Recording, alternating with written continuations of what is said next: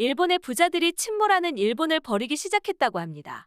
이것은 일본의 주력 언론 매체가 이들 부자들이 재산을 해외로 도피시키고 있다는 것을 알아차리지 못하면 일본 침몰에 동참하는 것이라고 강력하게 지적하고 있습니다. 일찍이 일본의 미래는 암울하다며 일본 젊은이들에게 일본을 떠나라고 작심 발언을 한 세계 3대 투자자로 유명한 짐 로저스의 예언이 새삼 주목받고 있습니다.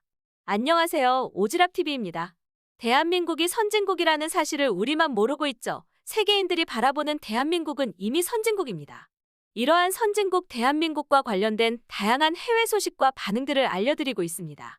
일본의 유력 언론사인 슈칸 다이아몬드, 스즈키 다카하사 부편집장은 신년 특집으로 침몰하는 일본을 버리는 부유층이라는 제목의 기사를 통해 경제 성장률, 주가 상승률, 교육 여건 등 일본의 국제적 지위는 여러 측면에서 이미 몰락하고 있다며 부유층을 비롯해서 정보에 민감한 사람들은 벌써부터 일본을 버리기 시작했으며 특히 이들은 몸은 일본에 있지만 재산은 해외로 도피시키고 있으며 앞으로 그 속도가 더욱 빨라질 것이라고 지적했습니다. 일본의 여기가 대단해. 세계가 놀라는 일본 등 해외로부터 칭찬받는 일본의 모습을 예찬하는 책이나 TV 프로그램이 정기적으로 인기를 끌고 있는 이러한 현상들은 오히려 세계 속에서 일본 스스로 자신감을 잃어가고 있는 것을 반증하고 있다 라고 평가했습니다. 하지만 현재 일본이 침몰하고 있는 현실을 잘 보여준 것이 코로나19 사태였다라며 정부 지원금을 둘러싼 혼란, 재택근무를 할 수 없는 직장 환경 등 디지털 후진국의 민낯이 고스란히 드러났고 이러한 배경에는 일본의 7가지 난제들이 있다라고 분석했습니다. 기사에서 그는 현재 세계 각국은 서서히 코로나 이전으로 돌아가기 위한 출구 전략으로 대규모 금융 완화와 긴축 재정으로 전환하고 있음에도 일본은 국내 총생산 대비 국가부채 규모가 세계 최악인데도 여전히 과도한 재정 팽창 정책으로 더욱 어려울 것이라고 분석했습니다. 이러한 상황들은 주가에도 반영되어 부유층을 중심으로 일본 주식 이탈이 진행되고 있다며 미국 주식은 하이테크를 중심으로 한 나스닥 종합지수가 최근 5년간에 300%까지 주가가 상승한 반면 일본 주식은 같은 기간에 있어서 니케이 평균 주가의 상승률은 57%에 머물렀다고 질타했으며 불난집에 기름을 끼얹는 기시다 후미오 일본 총리의 금융소득 과세 강화라는 상황인식과 동떨어진 어처구니 없는 발언으로 주가가 급락해 기시다 쇼크로 주식시장에 찬물을 끼얹었다며 이로 인해 부자들의 자본이 해외로 이탈하는 현상을 가속화시키고 있다고 설명했습니다. 기사에서 언급한 그 밖의 7가지 난제로는 원자재와 에너지 조달 비용의 증가로 이어진 엔화 약세를 다음으로 꼽았습니다.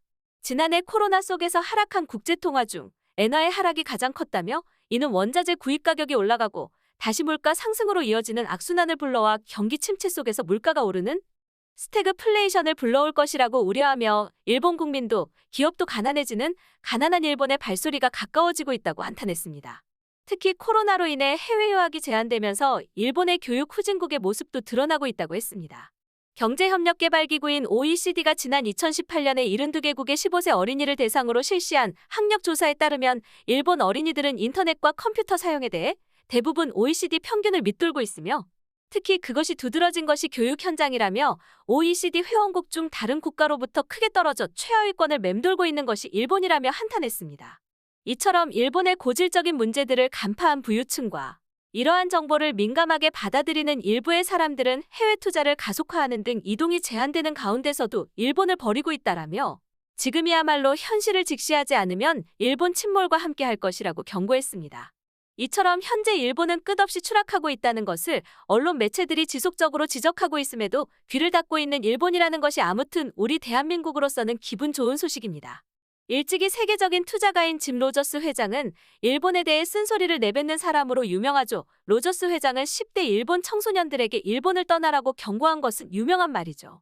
로저스 회장이 일본 10대들에게 일본을 떠나라라고 경고한 이유로는 100년 후 일본은 몰락할 것이라고 예언했기 때문인데 아베 신조 전 일본 총리에 이어 스가 총리 체제가 출범했지만 아베노믹스 시즌2라는 것이 로저스 회장의 분석입니다. 이런 분석은 결국 일본 경제를 몰락하게 만든다는 것이죠. 이러한 로저스 회장은 자신뿐만 아니라 여러 사람들이 일본 몰락을 예고하고 나섰다며 그만큼 현재 일본의 상황은 심각한 수준이라는 것이겠죠. 로저스 회장이 집필한 저서인 세계에서 가장 자극적인 나라에서 우리에게는 한국은 10에서 20년 사이 세계에서 가장 매력적인 나라로 변모를 거듭하지만 일본은 쇠퇴 일로를 걷게 될 것이다라는 메시지를 담고 있죠. 책에서 로저스 회장은 전 재산을 투자하고 싶다라고 표현할 정도로 통일 대한민국의 발전에 대해 강한 확신을 가지고 있다는 것을 책을 읽었던 사람이라면 모두가 아는 내용이죠. 책 제목은 우리나라에 대한 짐 로저스의 의견과 전망만이 담겨 있을 것 같아 보이지만 이 책에서 짐 로저스는 세계 경제의 미래와 일본, 중국, 러시아의 미래를 이야기하고 있고 투자의 원칙과 기술의 등장에 따른 미래 변화에 대해서도 자신의 의견을 말하고 있습니다. 세계 3대 투자가라고 해서 그가 다 옳은 예측을 하는 것은 아니겠지만 세계 제1의 투자가인 그는 역사를 기반으로 한 날카로운 통찰력을 바탕으로 투자를 하는 것으로 유명한데 이런 그의 생각을 엿볼 수 있는 좋은 기회가 되었습니다. 끝없이 추락하고 있는 일본의 잃어버린 30년의 시작은 아마도 1985년 플라자 합의로 촉발된 3차 환율전쟁의 결과 엔화가 2배 이상 절상됐고 결정적으로 무너진 계기는 중국 위안화의 공격이었다고 보는 것이 경제 전문가들의 분석이죠. 당시 중국이 4차례에 걸쳐 300%라는 대폭적인 위안화의 평가절하 공격으로 엔화는 더 이상 버티기 어려울 정도로 재기불능 상태로 휘청거렸고 미국과 중국 양쪽으로부터 협공당한 일본은 제조업 공동화 현상이 발생하고 수출 경쟁력을 잃어버리면서 일본의 잃어버린 30년이 시작되었다고 보고 있습니다. 플라자 합의 당시 일본은 수출로 먹고 사는 나라였고 일본 정부는 급격한 엔고로 인한 기업의 어려움을 덜어주기 위해 저금리 정책으로 전환했지만 여기서 문제가 생겼죠. 금리를 내렸으면 엔화가 약세로 돌아서야 함에도 내린 금리는 환율에 그다지 영향력이 없게 되면서 유동성은 증가하는데 엔화 강세는 그대로였다는 것이죠. 엔고는 수입 물품 가격을 하락시켰고 물가가 안정되면서 니케이 지수를 강하게 끌어올린 도쿄 증시는 3년 새 300%나 뛰었고 뿐만 아니라 부동산이 뛰기 시작해 1956년부터 1986년까지 30년 동안 일본의 땅값은 50배 이상 뛴 반면 소비자 물가는 2배까지 오르면서 당시 일본인들은 땅값은 절대 떨어지지 않는다는 신념을 갖게 되었다고 합니다. 아무튼 일본의 잃어버린 30년을 말하면서 한국도 비슷한 과정을 따를 수 있다고 했지만 그들이 간과한 것이 있죠. 과거 일본 경제가 잘 나가자 일본 기업들이 자이테크라는 돈놀이에 빠졌고 내수 경기를 부양한답시고 부동산 담보대출 비율을 120%까지 높여 부동산 경기를 부추긴 반면 한국은 IMF 위기를 넘어서면서 우리 경제의 체질 개선과 체력 강화를 위한 해법으로 재정을 튼튼하게 만드는 노력과 기업의 역동성 회복 등을 통해 선진국으로 도약했습니다.